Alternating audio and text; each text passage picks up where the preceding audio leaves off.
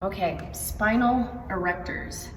These guys are a group of muscles that goes all the way up and all the way down your spine.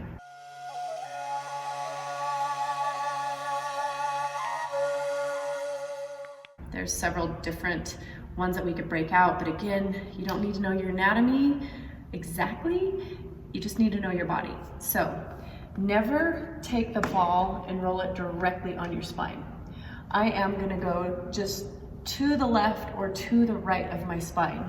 A good setup is that you want to walk your feet away from the wall, anywhere from 12 to 30 inches, so that instead of having to arch into the wall, you just kind of fall back, and from here, if you place the ball right next to the spine, you can use your knees to travel down and up.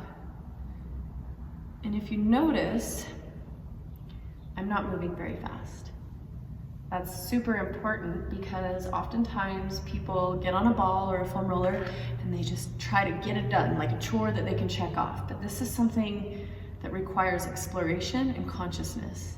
So the slower I go, the more the muscle is gonna let me know where it's tight, where I need to stop and breathe. In fact, there's a lot of things that you can learn about foam rolling on my How to Foam Roll video before you really get into this practice that can make or break the experience you have on a lacrosse ball or a foam roller. So if you haven't taken a moment to watch that, like I say in all of these videos, please take a look at that. So, erectors spinae, like I said, run all the way up and down the spine.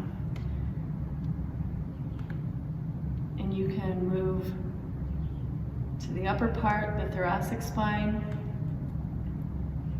the lower part, but also you don't have to stay right next to the spine, especially here in the lumbar, the lower back.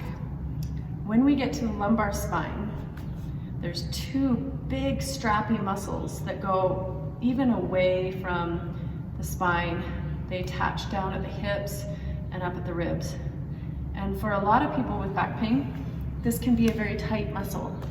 So spending a few weeks releasing the quadratus lumborum, the QL is what we call it, you may find that your back pain begins to let go.